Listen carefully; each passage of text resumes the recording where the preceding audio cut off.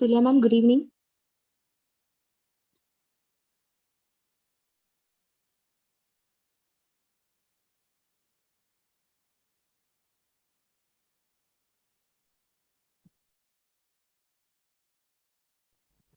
Hello.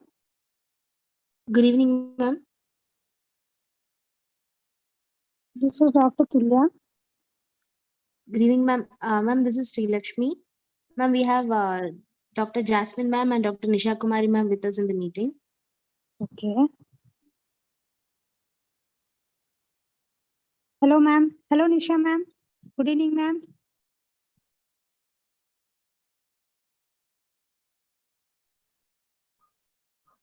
Hello, ma'am.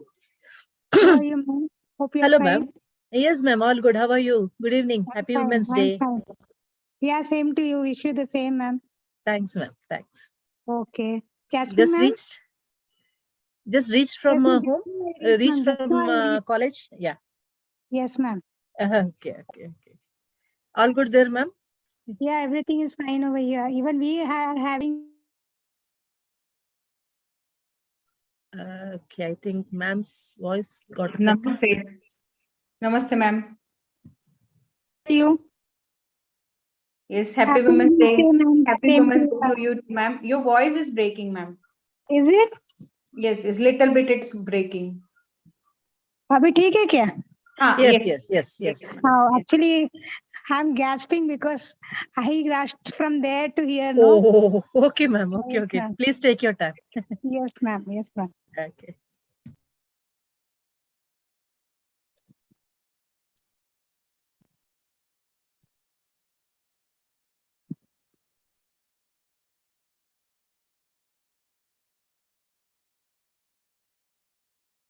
Sri Lakshmi. Yes, ma'am. Tanuja ma'am has not come. Shall I call her? Yes, ma'am. We're waiting for her. I will wait for 5 more minutes or. Um, just a second, ma'am. Yeah.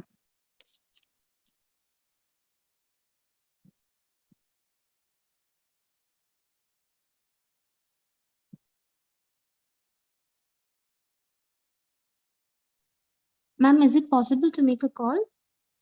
Yeah, I will make. Yes, ma'am. Just give me a sec, okay? Yes, ma'am. Sure, ma'am.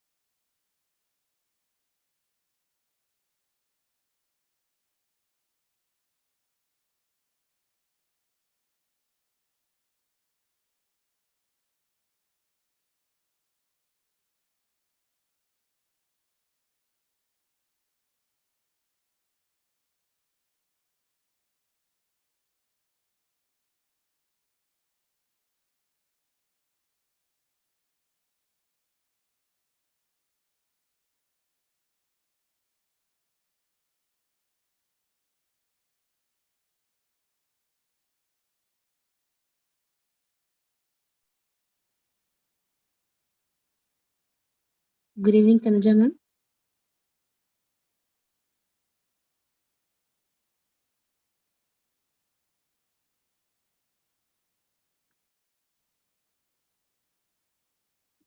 Good evening, Tanuja ma'am.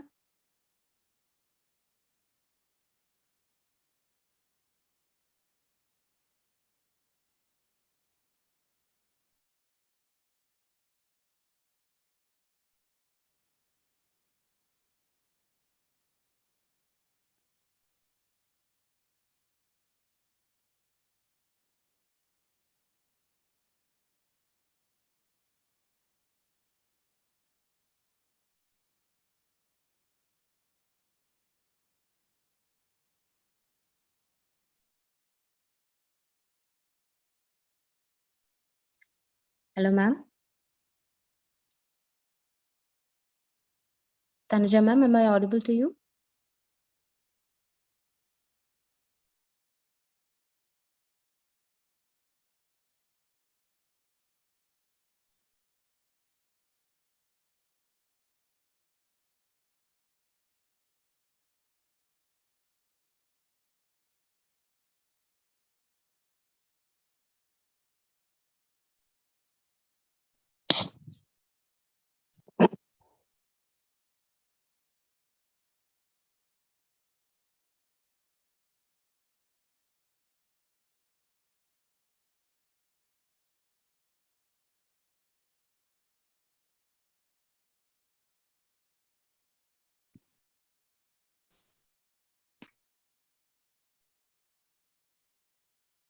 Good evening, ma'am.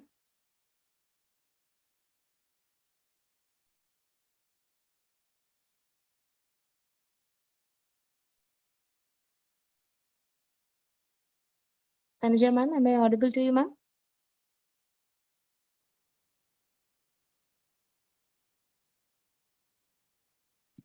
Hello, yes, I am audible.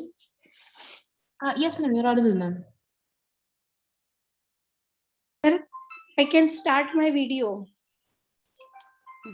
Ma'am, actually, your video is on, but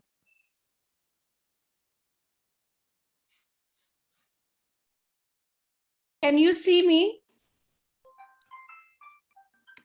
no, ma'am. I'm just trying to fix problem. Okay, ma'am.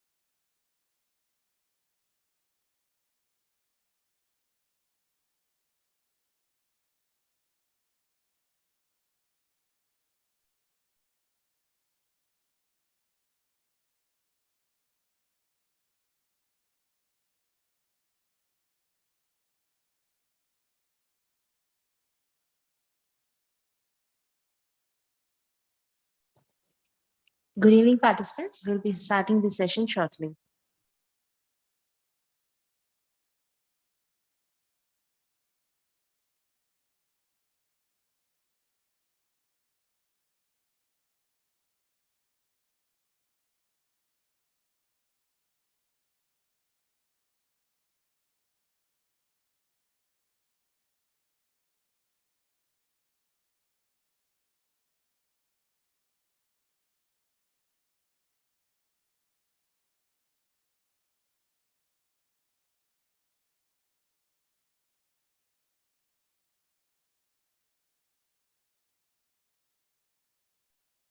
Ma'am, shall we begin, ma'am?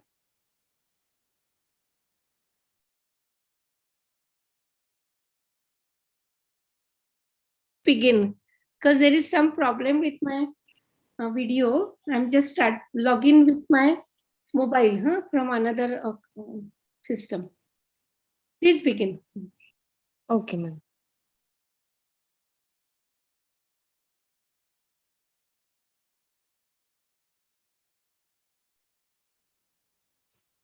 Good evening, everyone. Welcome to DIKSHA E-Learning. The stars are beauty of the sky. The grass is the beauty of meadow. And the woman is the beauty of life. Happy Women's Day to all the women out there. I wholeheartedly welcome you all to the Women's Day celebration conducted by DIKSHA E-Learning.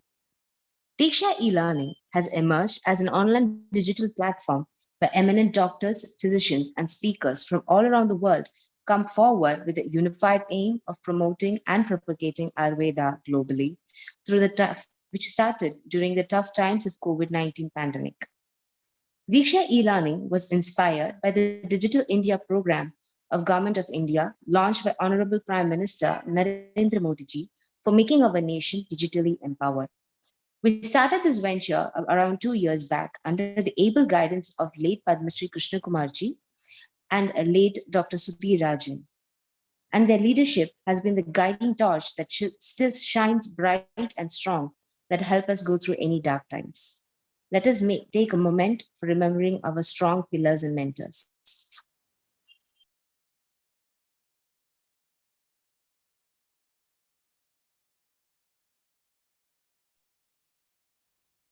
Now, to welcome our chief guest, I would like to invite Dr. Nisha Kumari Ma'am, Professor and HOD, Department of Roganidana from Kundapur Ayurveda Medical College and Hospital, UDP, Karnataka. She is one among our constant supporters and mentors. It is my great privilege to welcome you, ma'am. Over to you, ma'am.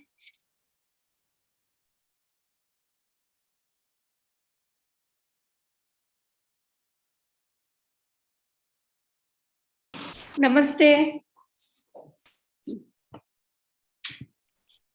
Namaste, ma'am. Yeah. A very good evening to all ladies and gentlemen. Thank you, Diksha, for keeping an exclusive day for women and organizing this program for Azadi Ka Amrit Mahotsav. International Women's Day and Indian Independence Day both are very special to us. Women all over the world do have different issues, but being Indian women is way different. Is my slide changing? Yes, thank you. As I said, women all over the world do have different issues, but being Indian women is way different. The tolerance, patience, energy, talent, multitasking ability, physical endurance of Indian women, the genetic makeover, the beauty and elegance are entirely different and special in Indian women in compared to the women of rest of the world.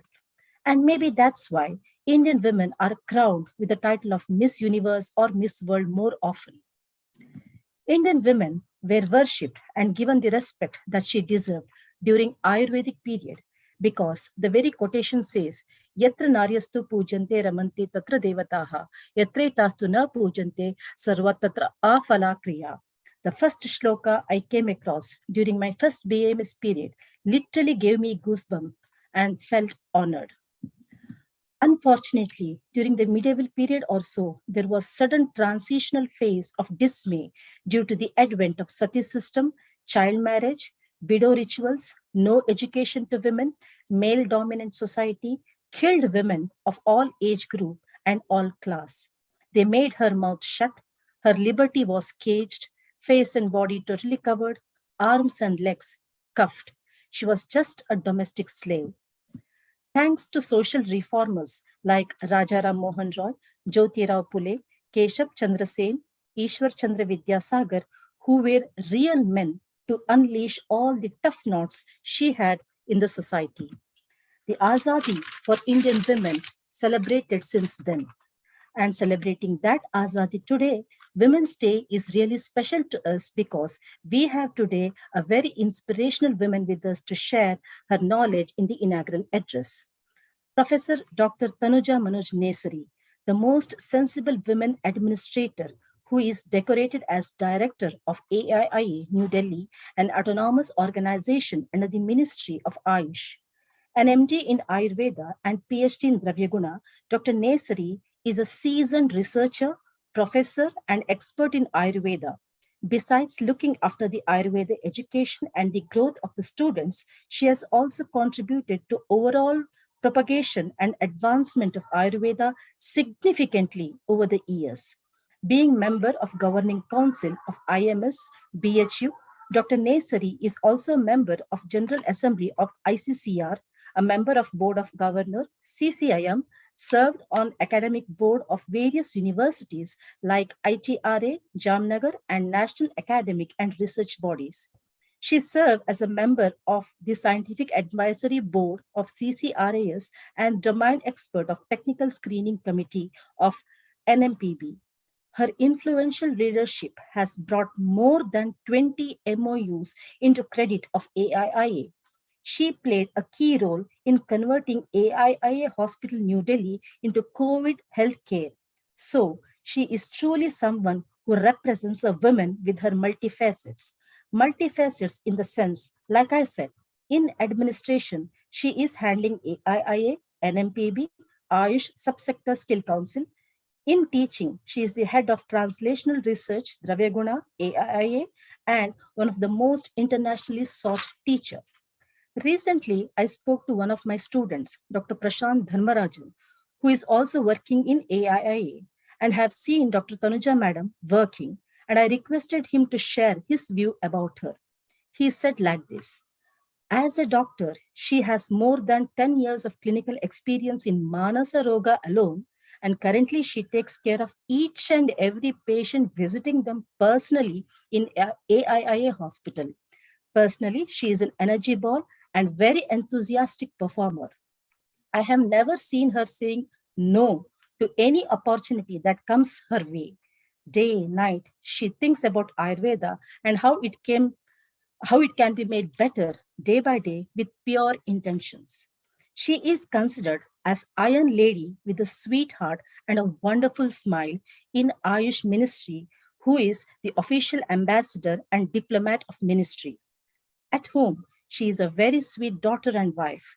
For faculty, she is the one who is always a family member. As well as for the employees, she is the one who treats them like a family. And for students, she is the most inspiring and loving teacher. For patients, she is the most sought doctor. She is witty, having a great sense of humor, who can make situation lighter with laughter. But when required, she can show the courageous shade of a powerful goddess. This is what he said.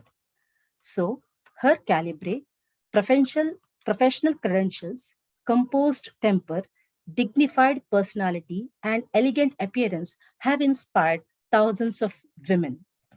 Thank you, organizers, for inviting this girl with a charm, a woman of versatility, and a lady with class.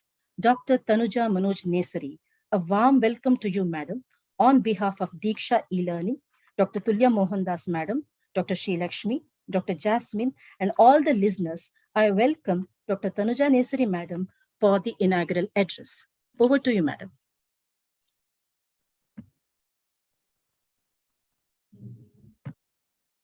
I request Dr. Tanuja ma'am to speak a few words.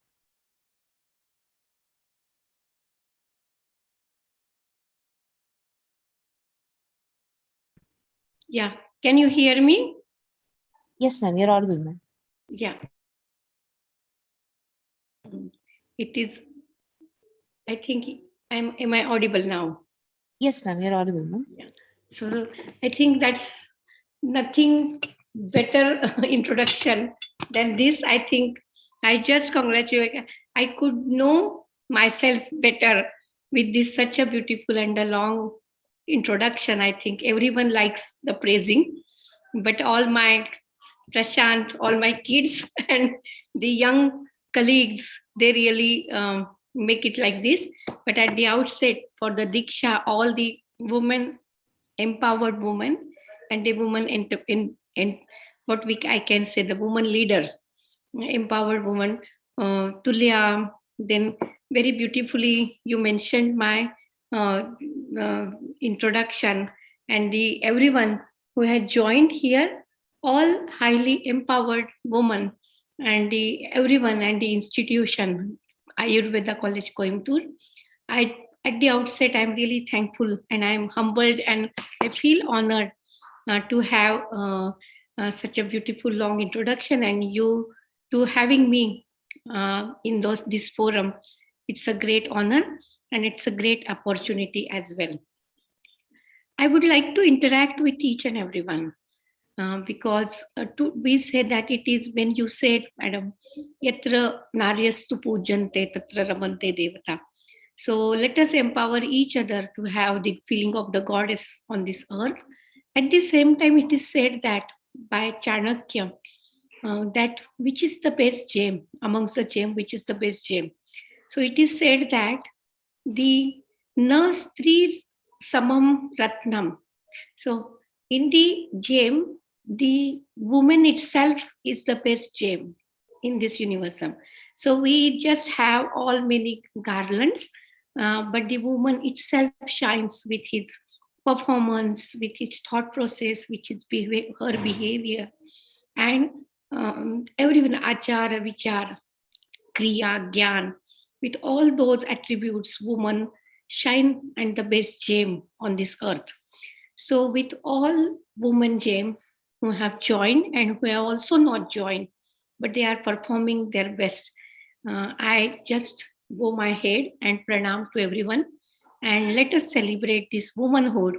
And last janam, we have done some good deed. That's why we are so lucky to have enjoying this womanhood in this janam, we can say.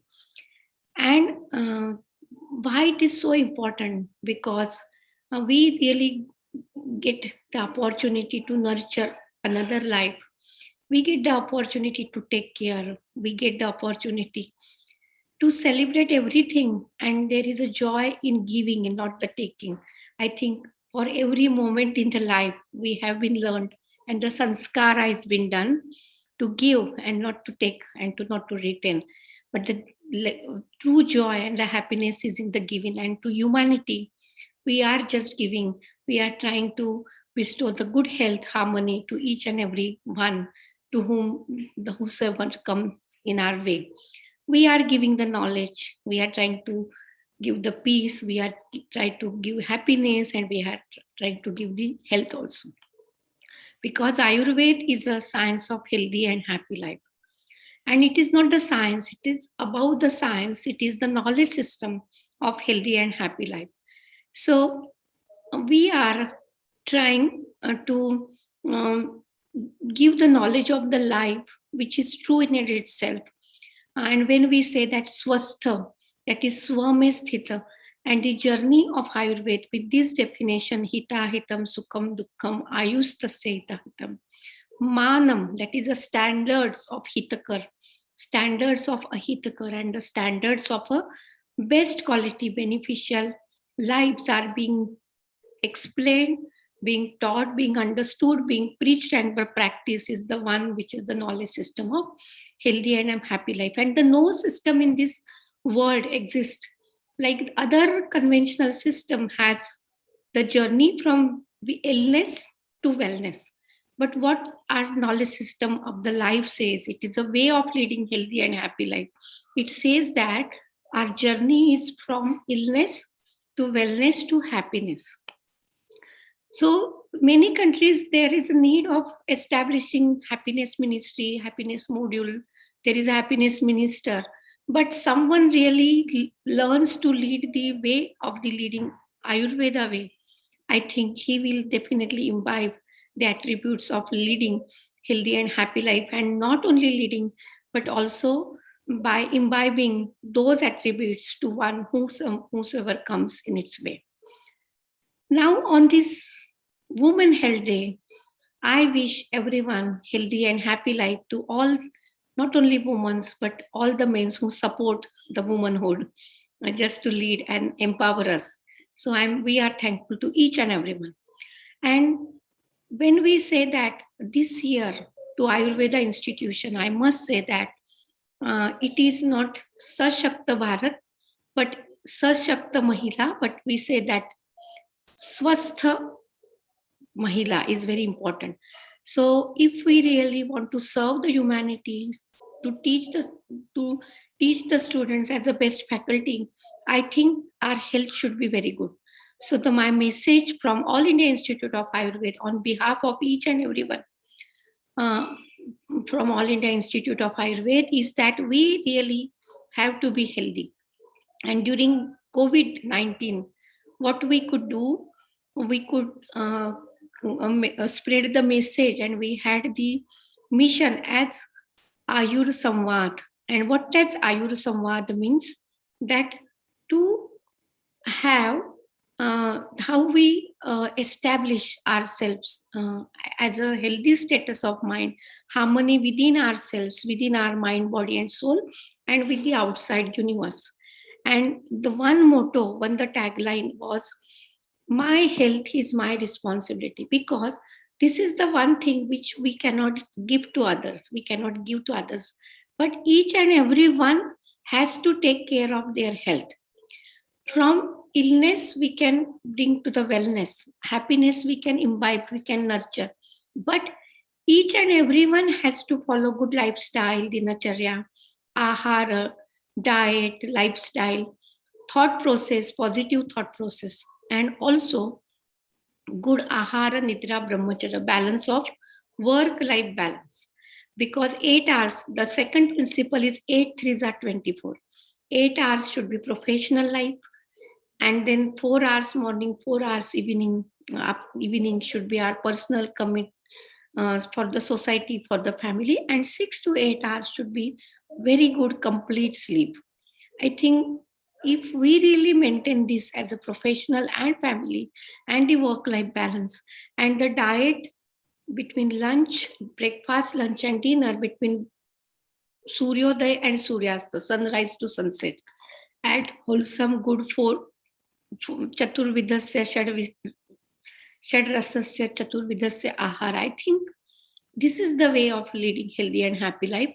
And it is the woman who can take care of the entire family. She is the one who imbibes the sanskara in their kid, and our children and the student in the so college institution are also our kid, so that we have to imbibe good sanskara, having the leading the healthy life. I think that's the way. We are the teacher, we are the lifestyle coach, that on Women Day we have to commit ourselves, take the oath that I will lead healthy and happy life, so that the others around me will also lead healthy and happy life. Because whatever is in the me, that only I can give to others. If I'm not healthy, if I'm not happy, I cannot give health and happiness to others. So I think all of us who are the empowered women, let us celebrate womanhood, but let us be healthy and be happy. Second thing, because International Women's Day, why it is celebrated? Just to have the equality. But this year it is break the bias and share for the care. So why break the bias? Maybe those who have joined today, let us think for a few minutes by closing your eyes and just have dialogue with yourself. What is the bias we have? We are empowered to break. It is not the men and women bias, but there are many things, even in Kerala and in others, that the bias is that you cannot do this, you cannot do this, you can't do this, male can do this, women cannot do this. But you can, and even if you can learn Ayurveda, but you cannot practice. You can learn surgery, you cannot practice. During COVID, we could not treat the patient with Ayurveda. This bias we have to break. And this empowerment should come from within. If we unite together, I think we are empowered to break the bias, because the Shakti, that energy, Shakti, that wisdom that comes from within. I have a harmony with mind, body, and soul, and I am competent to do that. Confidence, communication, and competency comes from Jnana, from Ichha, and then from Kriya. So I think let us be empowered each other to break the bias. Let Ayurveda with the mainstream medicine. We say that the future of the Ayurveda is in integration, but the future of the healthcare is no medicine, because our swastha vrutta, our ahara, our many things have definitely that potential that people will have their immunity, swasthasya swasthya rakshanam, so that they will not require medicine. But if at all they require, that's the holistic strength. Without any side effects, we may become the mainstream medicine. I congratulate the organizers, I congratulate the winners, and it's a good thought just to remember and pay tribute to the women legends who really have shown the path of the success and leading the healthy life. And it is the in the name of Premavati Tiwari, you had the competition. That's a very noble thought of you. And I once again congratulate, and once again, I wish you all the best, and let us celebrate this womanhood, and let us empower each other, our students, our patients, our kids, and the entire society be empowered to break the bias, which definitely for the sustainable tomorrow. Thank you. Namaste. Thank you, ma'am. Ma'am, I request you to kindly announce the winners for the case presentation competition, which was conducted in the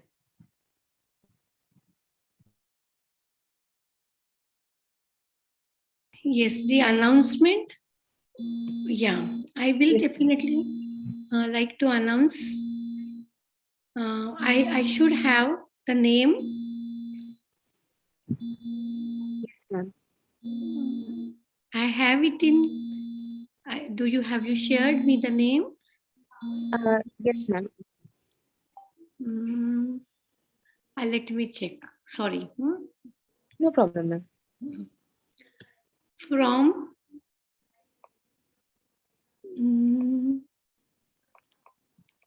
if you don't mind, can you? Yes, ma'am. It was shared in your mail ID. Mail ID. Can you please announce on my behalf, and I will like to acknowledge, and I will definitely like to encourage Yes, and ma'am. admire. Sure, sure. Yes, ma'am. I will like to do the honor of admiring. Yes. Great. This is Shweta Naik and Suchitra Vishwas, the great leaders and the winners. We congratulate you, and that's really great. Congratulations. The second is Dr. Jalpa Patel. That's again congratulations, Dr. Jalpa. And Dr. Chaitra Echen, the third position. Congratulations once again, Dr. Chaitra, and all the empowered women. That's we really congratulate you, and we wish you all the best to take this success ahead, and may you escalate and achieve new heights in your career. Congratulations. Thank you so much, ma'am. Thank you, ma'am, for your inspiring words and making this event a memorable one. Now, I would like to invite our ever-charming Dr. Jasmine Gujarati ma'am, Professor and HOD, Department of Prasuti Tantra and Stri Roga, G.J. Patel Institute of Ayurveda and Research Center, Anand, Gujarat, for welcoming the special guest of honor and today's speaker, Dr. Kamini Diman ma'am. Over to you, ma'am.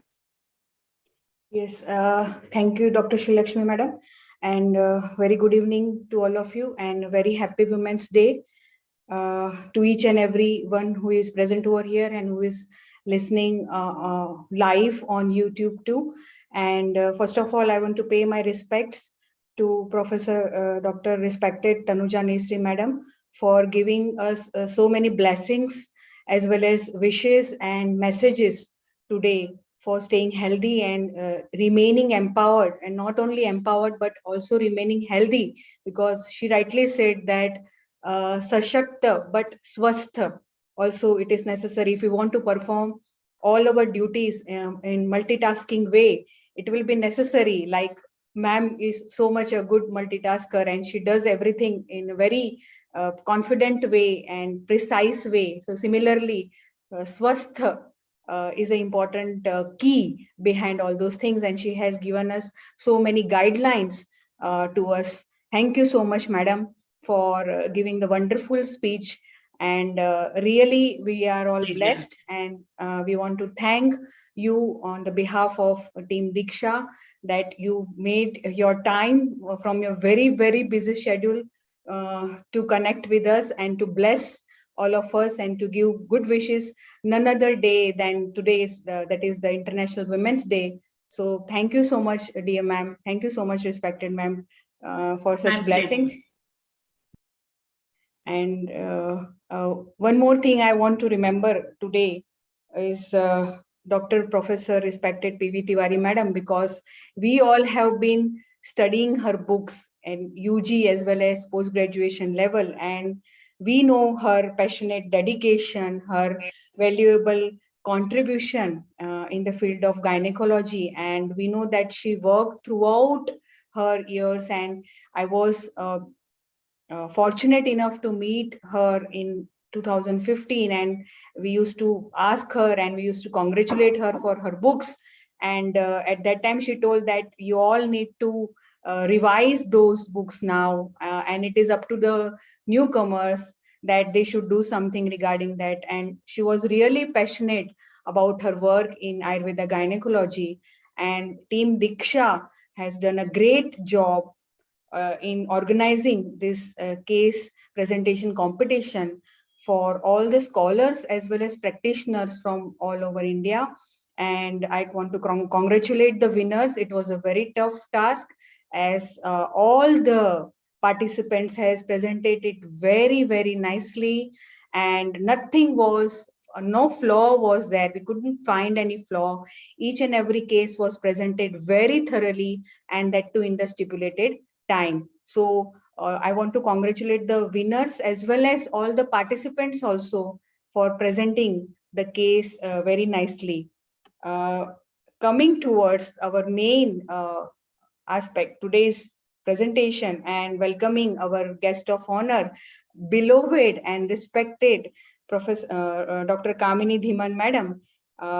It is my honor, I will say it is a privilege to welcome her, because she doesn't require any introduction, but still, if it is I have been given the task and I want to do that task.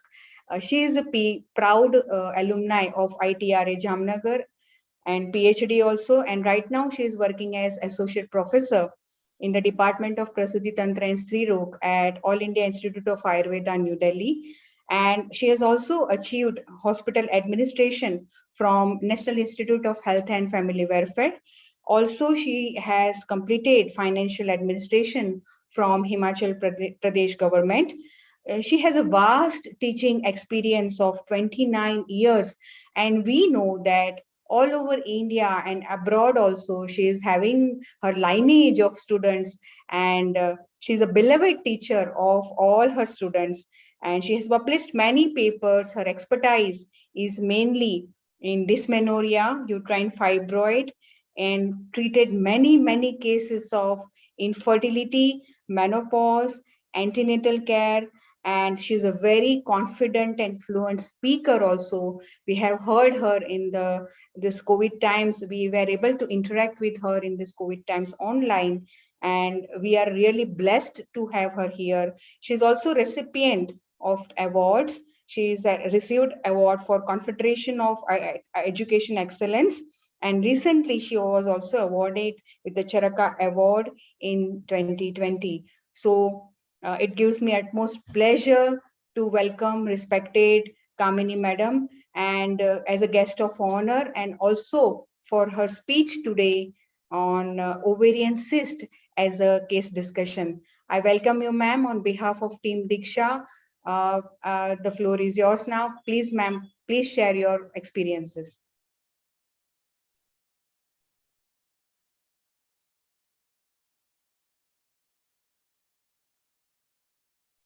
I request Dr. Kamini Dhiman ma'am to share a few words with us.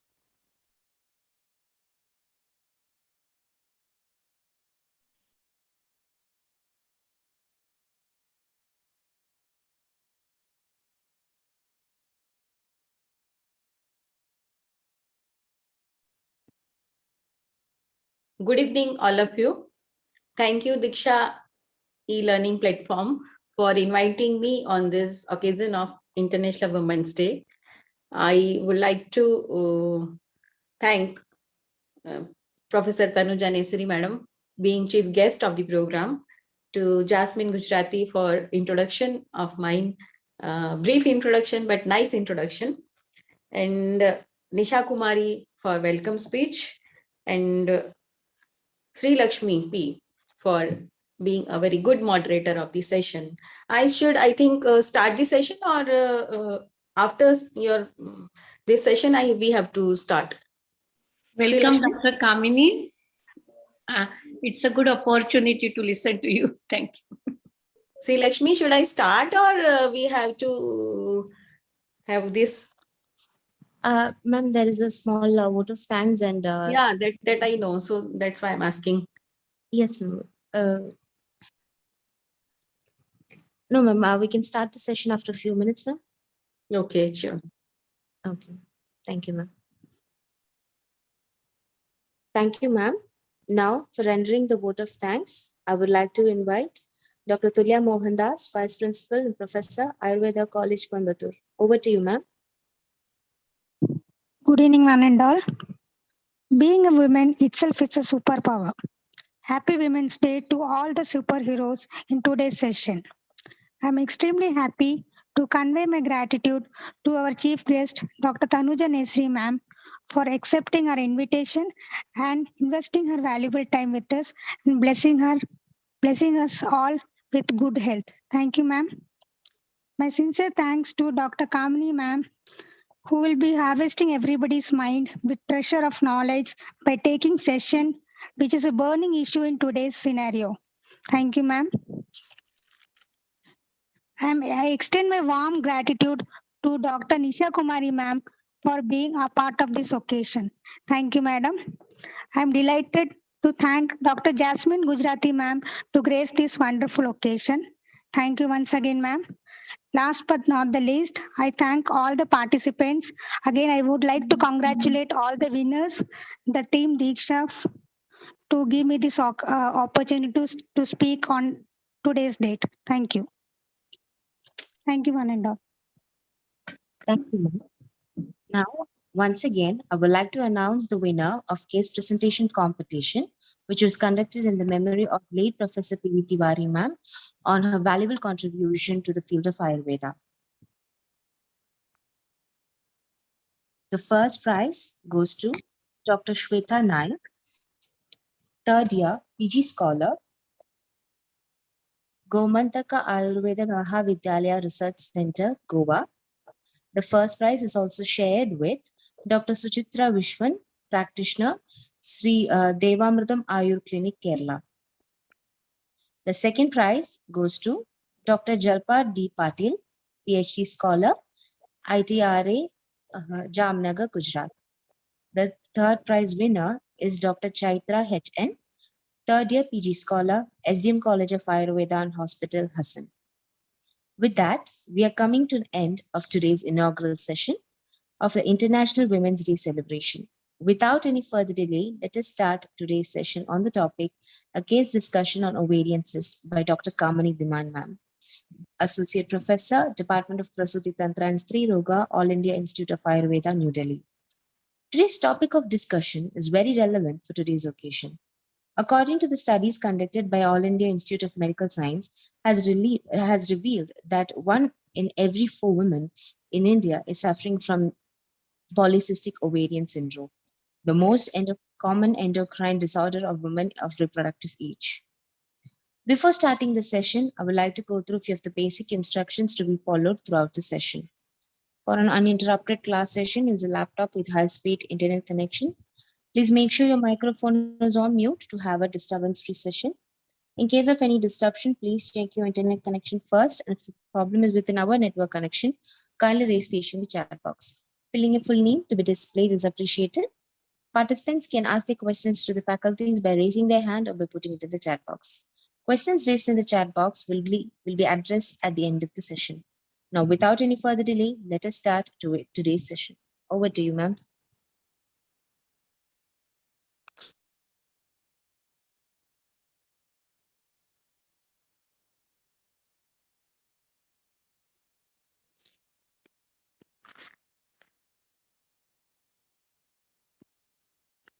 Are you able to see my screen?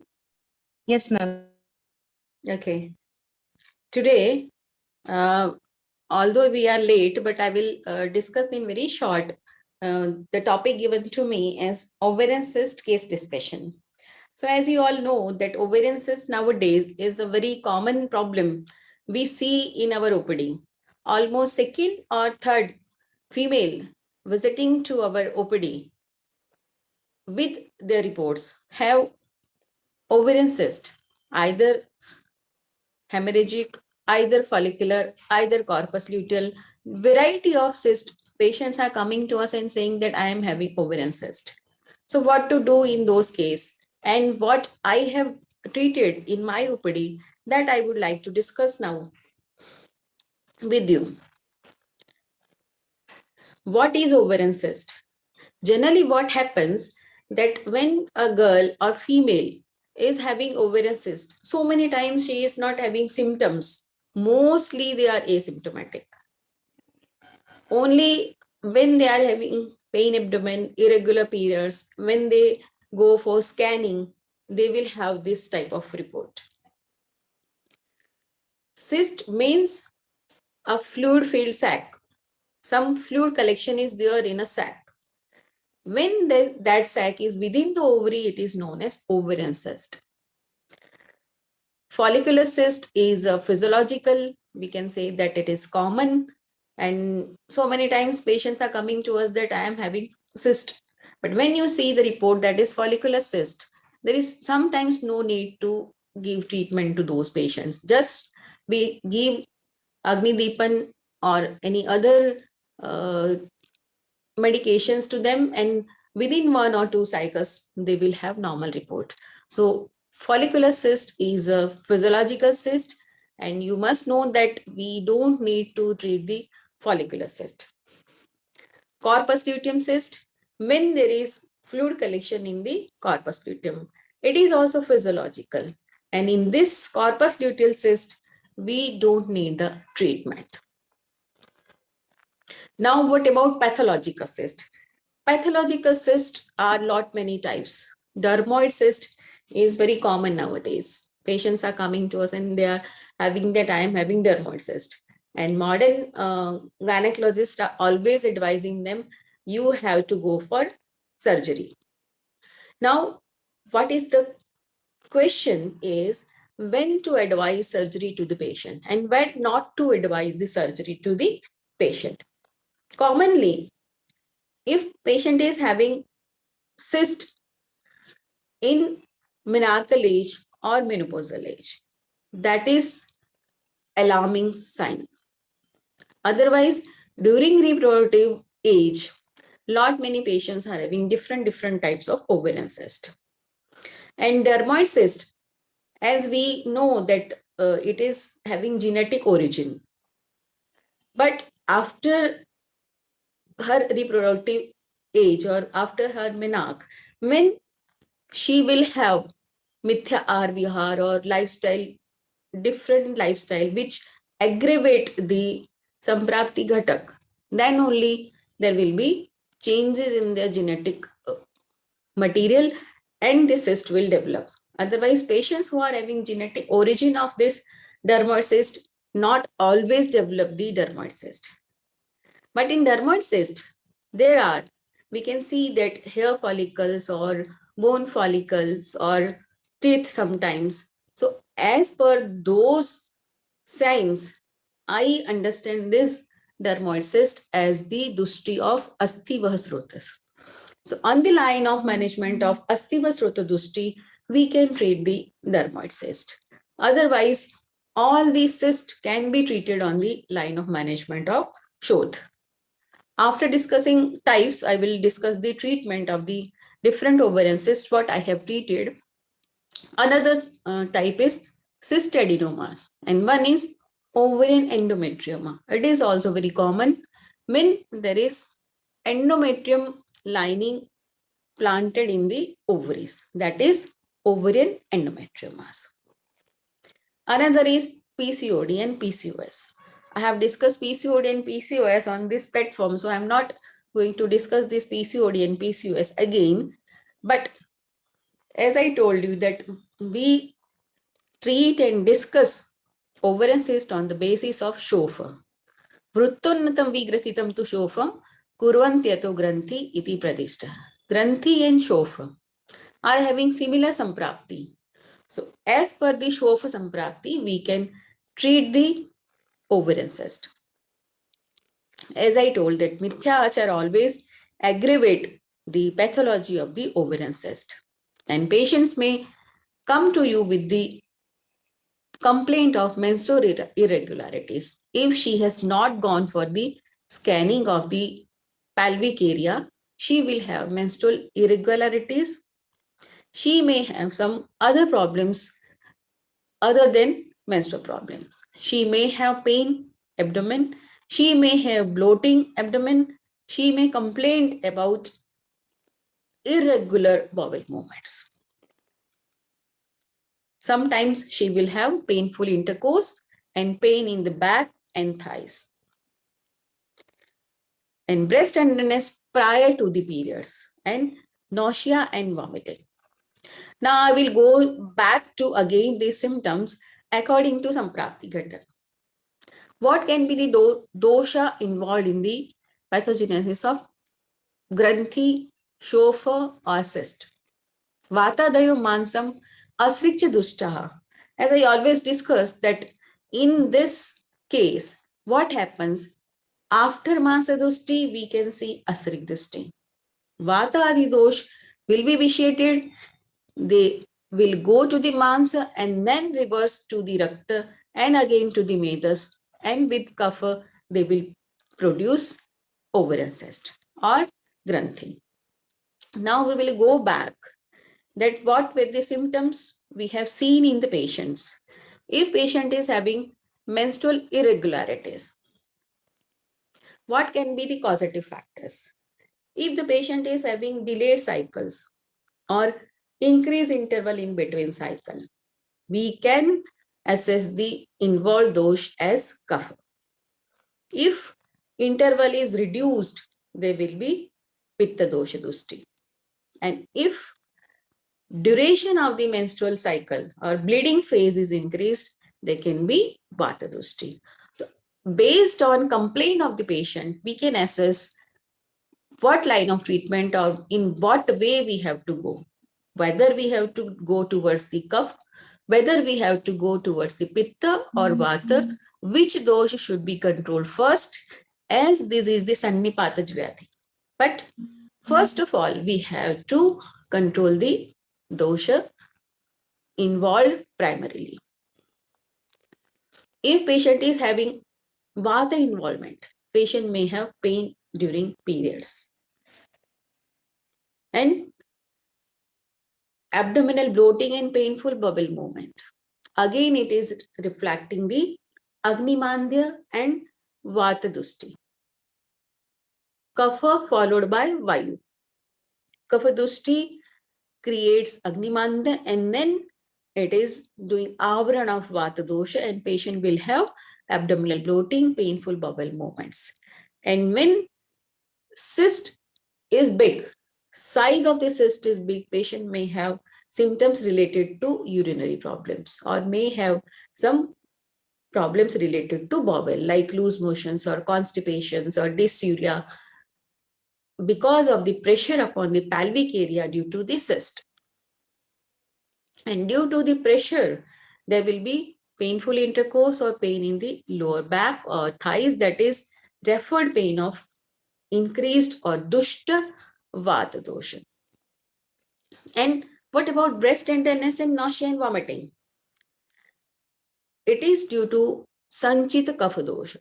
Kapha is not prakopit yet, but there is sanchaya of kapha dosha. So we can identify sanchaya of kapha dosha and not to allow kapha to go to the prakopa avastha. We can control kapha dosha and we can control such type of symptoms like nausea, vomiting, breast tenderness. And this type of dushti of dosha, what will do? That will do the kleda sanchiti. When there is some growth in the body, either it is Granthi, either it is Shoth, either it is Arbut, we can say that there is collection of kleda, collection of dosha at one place. Ama Sanchiti and kleda Sanchiti. When there is blockage, what we should do, we have to clear the path, or we have to liquefy the collected kleda or sanchita dosha. So according to base of that samprapti vigatan, we do the management of cyst or granthi. But for that, we have to identify which type of granthi dushti or which type of dosh is involved over there. And as I told you that as per the history taking, we can identify the involved dosha by pain, by irregularity, by frequency, bowel habits, weight gain or loss. Weight gain indicates you it is Santarpan Janyavadi, weight loss indicates you it is Dhatukshaya Janyavadi. Either it is Shruturodha or it is Dhatukshaya. That we have to identify as per the symptoms, and we can identify by history taking and after that examination. Now, whether we can identify ovarian cyst by examination, so many times no. We do for abdominal examination, but lot many times ovarian cysts are not palpable. If we do for vaginal examination, sometimes we can palpate, sometimes we cannot palpate. If cyst is functional or it is not carcinogenic, cyst will be movable. They can be painful. Mobile, painful, globular and rounded mass indicates there is a cyst. But if there is no movement, if there is fixed and irregular mass, it indicates there is changes in the cyst or there is some carcinogenic growth in that area. So painless, immovable, fixed, irregular growth indicates carcinoma, and movable growth is non-carcinogenic growth. And confirmation, so many times we do by ultrasonography, because by examination, generally we cannot identify the ovarian cyst. We have to go for ultrasonography. Sometimes CT scan is required and sometimes MRI. Rarely laparoscopy is required. And what about CA-125? CA-125 is a tumor marker we use to screen the ovarian cancer. But it is not always there. CA-125, if raised, it is not always like that it is a carcinoma. We have to do physical examination, we have to do vaginal examination, as I told you. We have to identify what is the size of the cyst, what is the shape of the cyst, what are the characteristics of that cyst. If the size is less than 5 centimeter or 4 centimeter, no, need not to worry. But if it is more than, I can say 7 to 8, up to 7 to 8 centimeter cyst, we can treat. But more than that, it indicates that it is a carcinoma. It may convert into carcinoma. And we have to ask in the history that what is the duration of the progression of that cyst.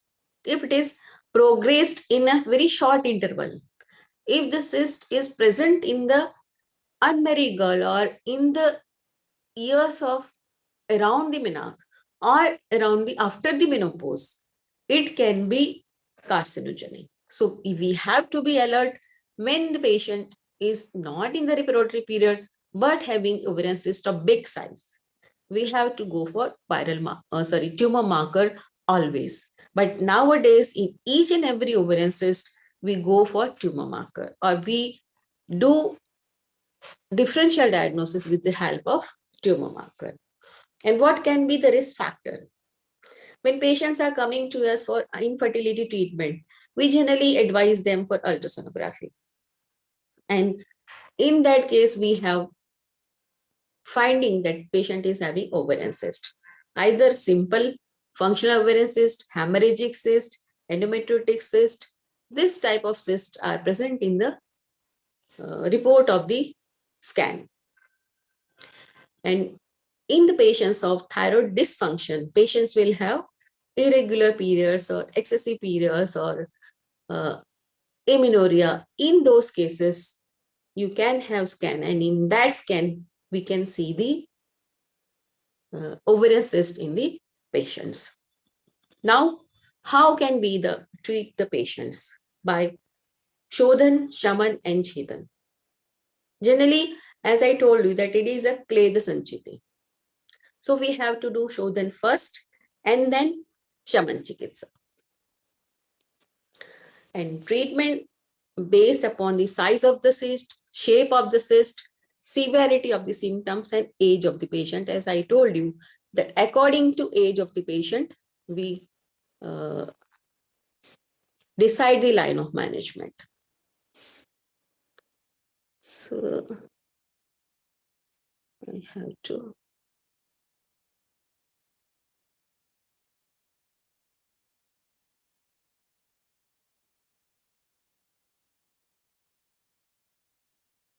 Yeah. Now I will discuss my cases, what I have. It was just an outline of the subject, that what is the ovarian cyst and how can we understand. This was for the students who have attended or who have joined the session.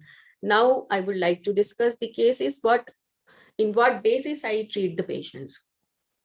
As I told you that in simple cyst or follicular cyst, just wait and watch, or give the medicine to your patient. And what about hemorrhagic cyst? Hemorrhagic cyst is a very common cyst found in the patients nowadays, and especially in the patients of infertility. How hemorrhagic cyst happens? Hemorrhage is related to the Rakta. Rakta Dushti is related to the Pitta. When there is Pitta Dushti, there can be hemorrhagic cyst. Or if follicle is not able to rupture, or there is no ovulation. In the cases of anovulation due to non-rupture of the secondary oocyte, there will be rupture of the follicle inside the oocyte. In that case, there will be collection of fluid in the cyst with the mixture of blood, that is known as hemorrhagic cyst. So what can we do in this case? In this case, first of all, we have to do Shodhana. But which type of Shodhan we have to do? We have to think about the Medava Srutas Dushti and Rakta Dushti. Sometimes some people treat in the hemorrhagic cyst on the line of management of Raktaj Granthi. We can treat on the Raktaj Artha Dushti or Raktaj Granthi hemorrhagic cyst on these principles. And for that, we can give patient Nitya Vireshan or Mridha Vireshan. You can give your patient Eranda Sneha Shuddhi for 10 to 15 days. By this, what can we achieve? If we give Eranda Sneha, what Eranda Sneha is going to do? Eranda Sneha will remove the blockage of Medavasruta Dushti, as well as Vata Anuloman and Pitta Shaman will be achieved by Vireshan.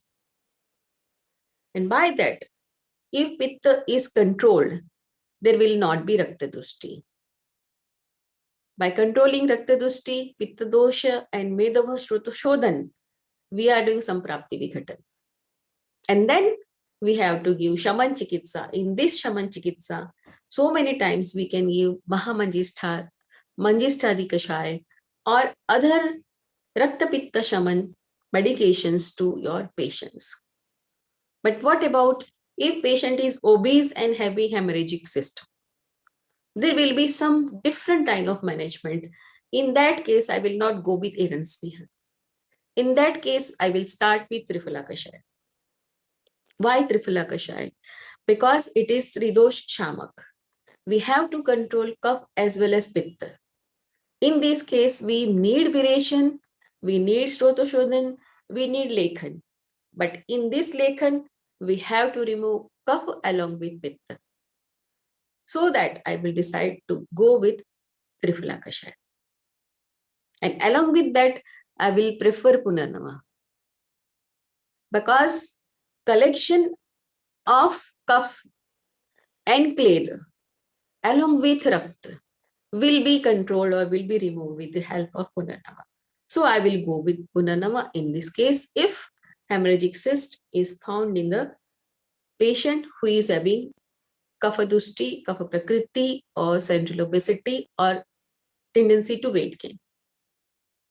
If the patient is having vata prakriti or vata dushti, if we see the vata lakshana in your patients who is having hemorrhagic cyst, now what to do? There is rakta dushti along with dhatukshay. In the case of vayu, there will be dhatukshay. So along with mridu shodhan, I will go with avipattikar in this case because I am not going to do much shodhan in this case. Along with avipattikar, we will go with rasayan medications. We can go with Laghu Malini Vasant. We can go adopt rasayan churna. In this way, we can control vayu as well as pitta as well as kapha by doing mridu shodhan and rasayan in the case of hemorrhagic cyst. So in this case, I discuss why I discuss such type of 3 cases, because one simple disease in 3 different cases, our approach will be different. We have to do customized treatment in all the patients. We have to see cost, we have to see srotas, we have to see prakriti of the patient. It is not like that the patient is coming to you with the report and you are giving medications, same medications to all the patients. All the hemorrhagic cysts in all the patients are not the same. Same is all the endometriotic cysts in all the patients are not same. So according to that, we have to decide either we have to go shodhan first, either we have to do rasayan first, either we have to do shaman first. In some cases, generally we don't go with drastic shodhan. Patient is having Agnimandya. As one patient came to me and she was having Agnimandya. She was having not proper Kostra Shuddhi. Listen properly. Patient was having Agnimandya, no proper Kostra Shuddhi, and was having endometriotic cyst. What can be the Samprapti? Samprapti can be due to Agnimandya. There will be Vata Prakop, Kaphavrit Vata Prakop, and there will be Pratiloma of the Vata Dosh. In that case, I will go with Phalatrikadi Kashaya. Why? With Phalatrikadi, I do her Agni Deepan, I do Vatanuloman, I can do Koshta Shodhan, and I can do Shaman also. Only with one medication in such type of cases. I'm just giving example, not the treatment fixed that if I have given Phalatrikadi Kashaya in the case of endometriotic cyst, just I am remembering and I'm sharing instant cases with you. It is not like that if one patient is coming to you and you are going to give Phalatrikadi Kashaya, but it is my drug of choice that I go with Phalatrikadi Kashaya in the patients who are having Manda Agni. In the patients of Manda Agni, we can give Phalatrikadi Kashaya and that also giving pretty good results. Now, which type of therapies we can do in our patients who are having cyst? Drug of choice or therapy of choice in the cases of cyst is Yoga Basti. For Yoga Basti also, Kashaya can be changed according to the patient. You can select Varun Kashaya, you can go with Shigru Kashaya, you can go with Dashmal Kashaya. Drug is dependent upon the patient, as I always discuss with you, that according to the Prakriti, according to Dosh, you decide your drug. So sometimes I go with Erendbul Kashaya, sometimes I make combination of Varun, Shigru, Kachnar, and then I decide to give Yog Basti to my patient. And sometimes I add Haldi or Haridra in the Kashaya of this Yog Basti to give to my patients. Now, which type of oil should be selected when patients is having ovarian cyst? In these cases, we can select like Trifaladi tel, we can take Sahacharadi tel. This type of oil we can select in the cases of ovarian cyst. So in nutshell, it is line of treatment like that. First of all, do Shodhana, clean the path, and then control the dosha. That should be the line of management in the cases of ovarian cyst. Now, now I would like to take questions and then we will continue our discussion. This just in short, I have discussed 2-3 cases, and as per the demand of the participants, I will discuss more.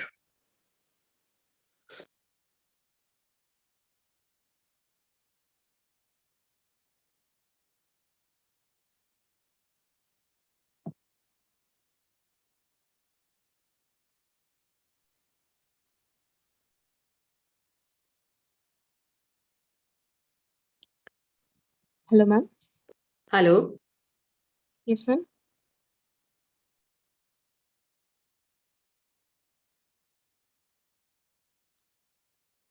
Can we have questions from audience and then we can discuss the cases? Yes, ma'am. Yeah. Now I request the participants to post their question in the chat box. Ma'am, treatment for thyroid cyst.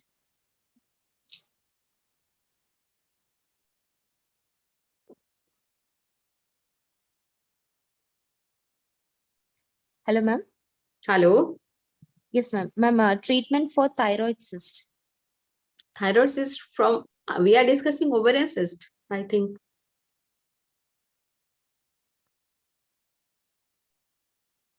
Yes, ma'am. Yeah. Ma'am, in Yoga Basti, on which basis Kashaya should be chosen?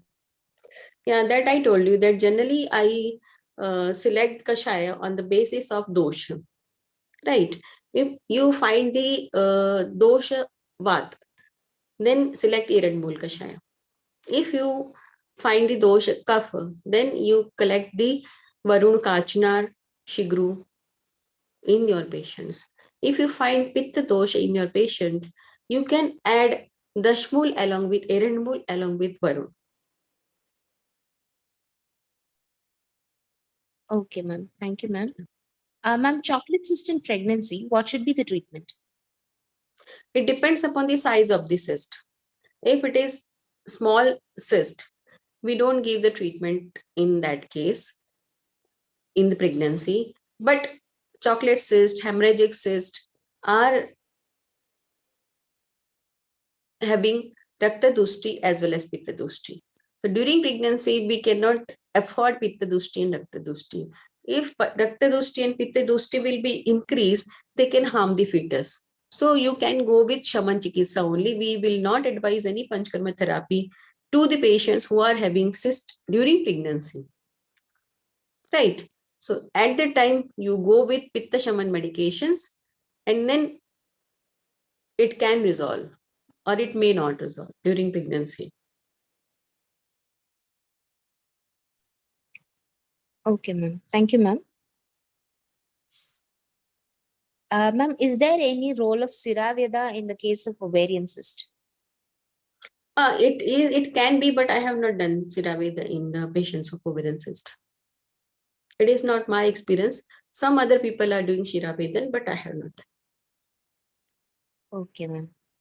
Ma'am, please tell the treatment is required for Bartholin's cyst or not in case of infertility.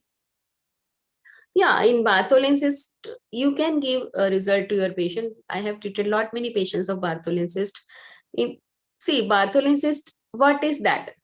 Again, it is collection of clay. There is fluid collection. Cyst means fluid collection anywhere in the body. So we have to go on the line of management of clay drusti. You have to remove that clay from that area. But in Bartholin cyst, sometimes there can be infective cyst, sometimes there can be pus collection. So in that case, you can give Google Kalpa, Trifla Google, Jandra Prabhavati. In that case, anti-inflammatory Keshar Google, Punarnava, Gokshur, you will have result in your patients. Okay, thank you, ma'am. Ma'am, is ovarian cyst always Kapha Avrita Vata? Not always. Not always. It can be It cannot be. Okay, ma'am. Thank you, ma'am. Uh,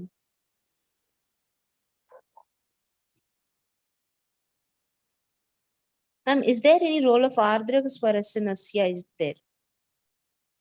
Yeah, Adrakaswarasya is having Ushna property, right? When there is Kapha predominance, due to Kapha predominance, what happens? There happens follicular cyst. Means follicle is not rupturing in that case. Follicle more than 20 mm size converts into follicular cyst, right? When there is follicular cyst and follicle is not able to rupture, if you give Adrakaswarasya, but Adrakaswarasya, Ghritanasya or Tailanasya can be given. Directly you cannot give Adrakaswaras, right? And due to follicular cyst, sometimes patients are having amenorrhea or scanty periods. In that case, you can give Adrakaswarasya, Ghritanasya or Tailanasya.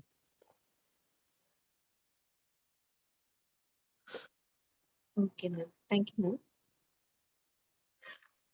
Ma'am, and can Methika Churna be given?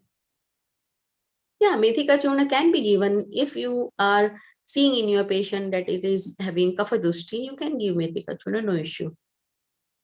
You can give, no problem. Okay, ma'am. It is Vatanuloman, Vatshaman, you can give.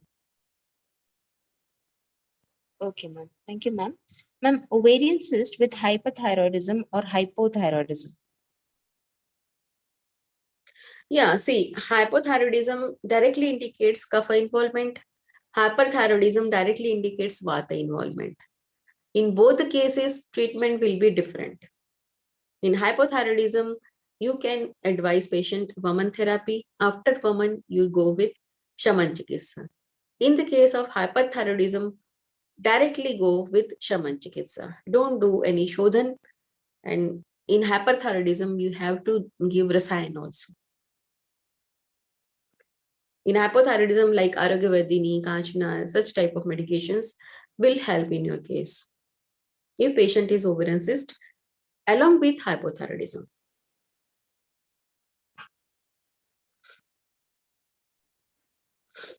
Thank you, ma'am. Ma'am, dysmenorrhea is a common complaint in women. What change of lifestyle can help it? Yeah, it is a different question from our topic, although I will answer. See, why dysmenorrhea happens? Veko davat nadyoni mudavartate anila, udavarta yoni vapat. It is vayu which is going to be pratiloma. We have to do it anuloma, right? Simply you follow Rajasola Paricharya, that will benefit you in dysmenorrhea. Other than that, you have to do Vatanuloma. Ahar and Vihar, which is not doing Vata Pratiloman, that should be advised. Patient should be advised like not to consume Vata Prakopa diet and not to have, nowadays generally advise our patients not to have junk food. That is main causative factor of dysmenorrhea. And prior to menstruation, for 7 days, you can advise patient to reduce the consumption of sugar intake. You can reduce the consumption of salt and accumulation of fluid in the body prior to periods. That is phase of kapha on pitta. Accumulation of fluid should be reduced with the reduced consumption of salt, reduced consumption of sugar. And that will stop the congestion in the pelvic area. So if patient is having congestive dysmenorrhea, reduction in sugar and salt will help to your patient. Okay, ma'am. Thank you, ma'am. Any more questions from participants? Ma'am, Virejana as a routine can be advised in every PCOS case? We can advise, but we have to identify again the taratam bhav of the dosha. How much involvement of the dosha is there, right? Vireshana is always helpful in the cases of menstrual irregularities. patient is having PCOD or PCOS. See, PCOD is different, PCOS is different. PCOD is just the finding of polycystic ovarian disease. And PCOS is a syndrome. Multiple disorders are there in her body, in the body of a female. PCOD pattern sometimes is overdiagnosed in the cases of young girls. Her ovary is full of follicles, and at the time follicles are developing, and developing follicles sometimes are being diagnosed as polycystic ovary pattern. If you will see polycystic ovarian pattern in young girls, there is no need to give viration.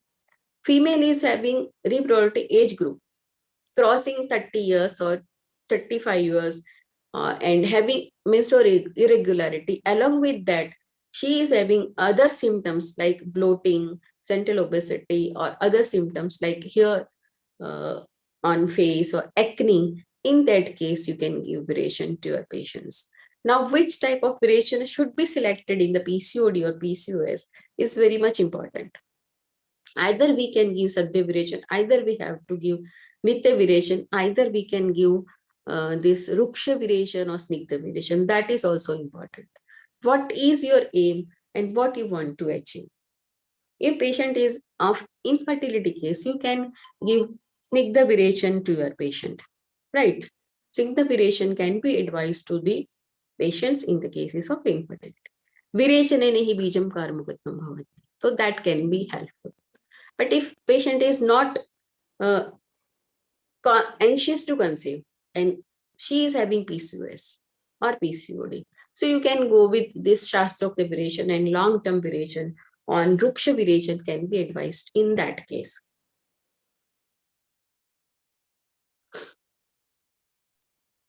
Thank you, ma'am.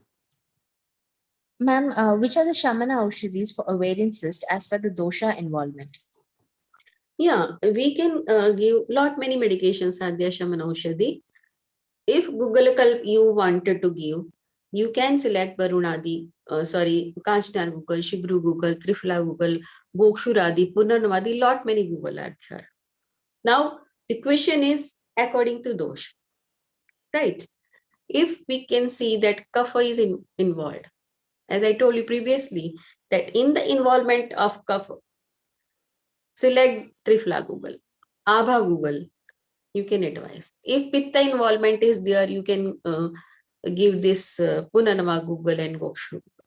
If you see that there is Vata dosh is there, you can advise Shigru Google and Keshwar Google to your patients.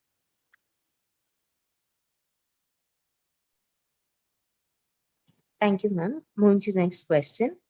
Ma'am, ovarian cyst with granuloma mastitis with hypothyroidism.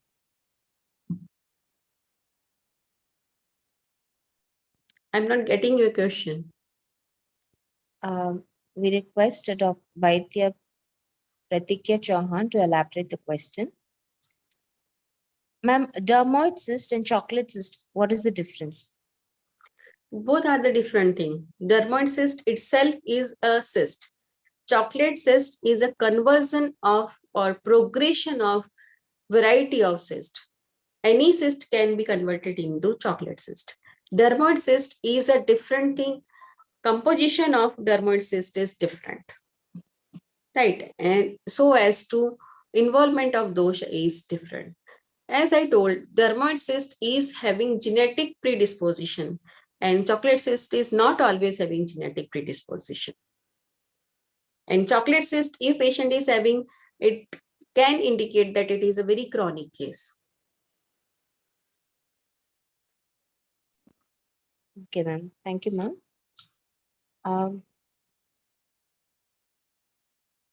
Ma'am, can females with hemorrhagic cyst conceive? Yeah, conceive, she can conceive, no issue. See, females having any type of cyst can conceive. Either polycystic ovary patients also can conceive. Just one ovum. I tell my patients that we need just one follicle to conceive. You are having ovarian cyst, no issue. She can conceive. Okay, ma'am. Thank you, ma'am. Ma'am, when to advise for surgery in case of a dermoid cyst? In any cyst, if cyst is more than size of 7 centimeter, as I told you, that size of cyst matters, symptoms matters, right?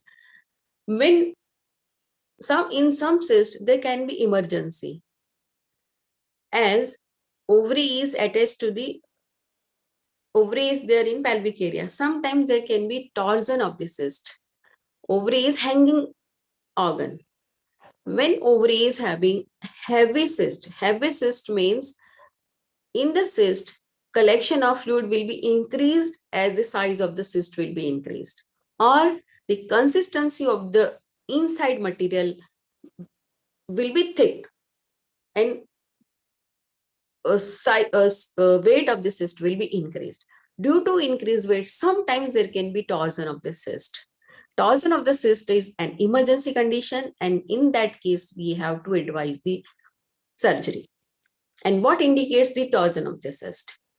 Patient having ovarian cyst, having sudden abdominal pain.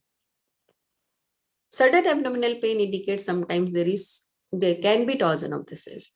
So when the size of the cyst is bigger and tumor marker are increased, you can advise surgery to your patients, especially in the patients of perimenopausal or menopausal females. There is a risk of carcinoma. So in that case, we have to advise surgery.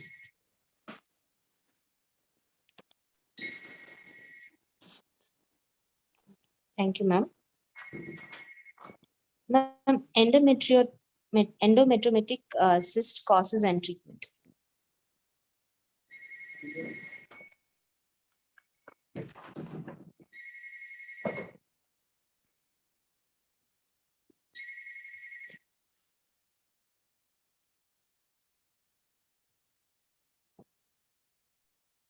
Hello, ma'am.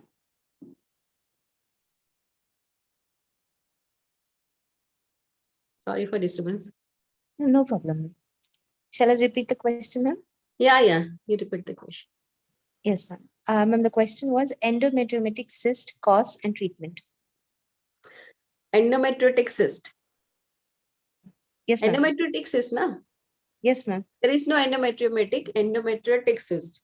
Endometriotic cyst, as I told you, that there is the deposition of endometrium over the ovarian stroma or cyst. So it is pratiloma of vayu. In that case, we can give vatanuloman. So basti chikitsa is must in the cases of endometriotic cyst. Okay, ma'am. Thank you, ma'am. Any more questions from participants?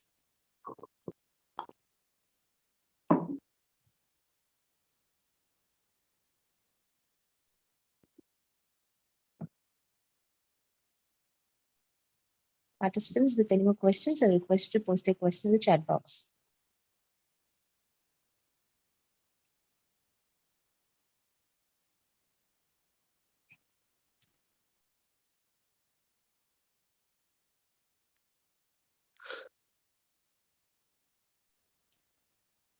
Participants with any more questions are requested to raise their hand.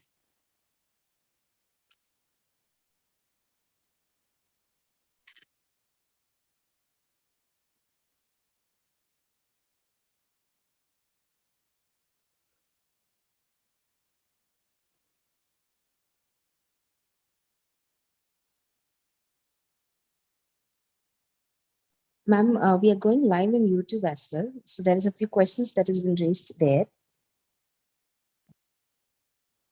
Take the question from there if you want to take. Yes, ma'am. Yes, ma'am. Ma'am, up to what size we can manage the cyst? That I just now told that if size of this cyst is more than 7 centimeter, don't go for management. Just advise patient to consult a hair center or another opinion. Less than 7 centimeter, we can treat easily, no issue. Okay, ma'am. Ma'am, up to how many cycles can we start obtaining results? See, in some cases, we can have result in one cycle. See, in some cases too, it depends upon patience and persistence of the patient. how the patient is complying your treatment, how the patient is having compliance upon your pathya, whatever you've advised. Patient is taking your treatment and next day she is consuming all the junk food, pasta, pizza, burger, momo. You are not going to get result in your case, right?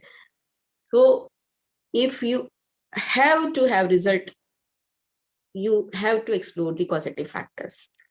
I explore the hetu, what are the causative factor and what is the causative factor in your patients. According to that, advise pathya, and then only you will get easy and early result.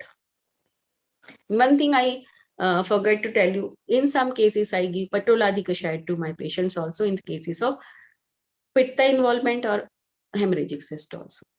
Previously, there was one question. So Patola DIKSHA is also giving good result in the case of hemorrhagic cyst. Okay, ma'am. Thank you, ma'am. Any more questions from participants?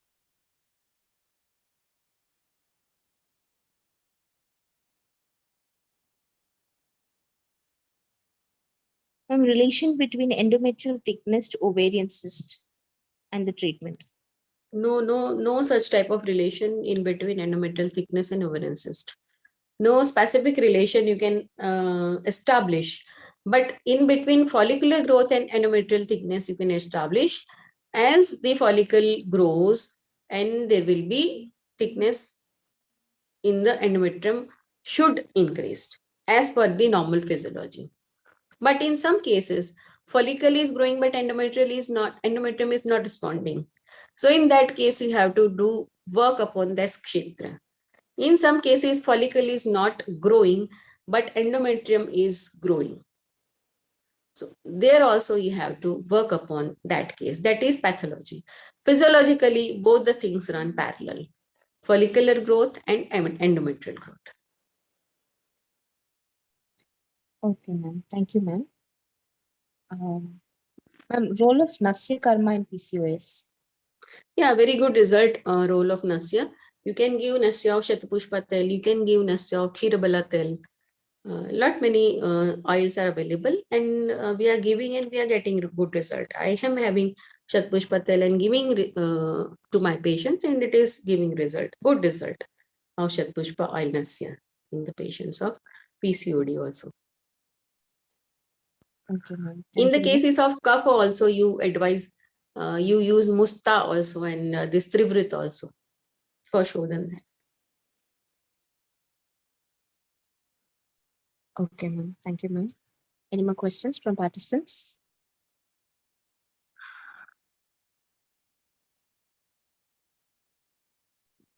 Okay, ma'am. I think there is no more questions, ma'am. Okay. Thank you, ma'am. It was really a very wonderful session and yet another amazing discussion sessions. So shall I conclude, ma'am? Sure. Already we are late, so you can conclude this session. No issue. I am having another session somewhere else. Okay, ma'am. Thank you, ma'am, for sharing your valuable time with us. And by this, we come to an end of today's Women's Day program. On behalf of DIKSHA E-Learning, I would like to extend my sincere gratitude to one and all who have present here to attend this function, especially Dr. Tanuja ma'am and Dr. Kamini ma'am for accepting our humble invitation and taking time from their busy schedule for being a part of this event. And I would also like to thank Dr. Tulya Mohandas and Dr. Nisha Kumari ma'am, Jasmine ma'am, for their sincere efforts to make this program a grand success.